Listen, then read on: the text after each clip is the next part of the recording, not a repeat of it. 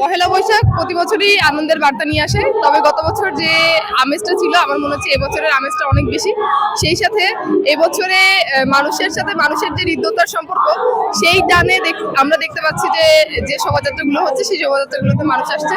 তো আমার মনে হয় যে গত বছর থেকে এবছরে আনন্দ উচ্ছ্বাস আমার কাছে অনেক বেশি মনে হচ্ছে। অনেক ভালো লাগছে।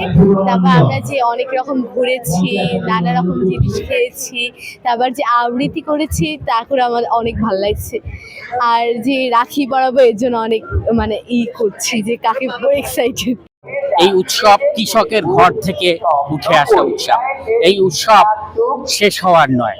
এই উৎসবের হয়তো যে ঐতিহ্য এবং যে জাঁকজমকপূর্ণতা ছিল সেটি হয়তো কোনো একটি কালো থাবায় কিছুটা সেই উজ্জ্বলতা কমে গেছে, কিন্তু সেই কমে যাওয়া সেই অন্ধকার অচিরেই কেটে যাবে। আমি মনে করি এখন পর্যন্ত এই উৎসবের যে আয়োজন, যতটুকু এখানে মানুষ সমাগম, এটি সবাই বৈশাখের বা নিজেদের প্রাণের টানে, এই উৎসবের টানে এখানে মানুষ ঢুকে। বৈশাখ প্রতিবারের মতো এবারেও বরিশালে উদযাপিত হচ্ছে। আপনারা দেখতে পাচ্ছেন মঞ্চে এখনো প্রভাতী অনুষ্ঠান চলছে। প্রভাতী অনুষ্ঠানের পরে চারুকলা বরিশালের আয়োজনে মঙ্গল শোভাযাত্রার শুরু হবে এবং শহর প্রদক্ষিণ করে অশ্বিনী কুমার হলের সামনে গিয়ে শেষ হবে। তো আমরা দেখতে পাচ্ছি গত বছরের থেকে এবছরে মানুষের মধ্যে উৎসাহ উদ্দীপনা বৃদ্ধি পেয়েছে এবং লোক সমাগম অনেক বেশি হয়েছে।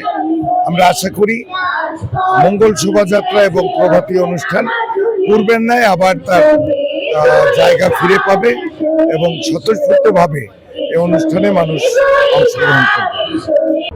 আমরা এই দিনটি অনেক আনন্দের সহিত আয়োজন করি, আমরা অনেক আনন্দ করি এবং আমাদের বিএম স্কুলে 3 দিন ব্যাপী মেলা হবে আজকে থেকে শুরু।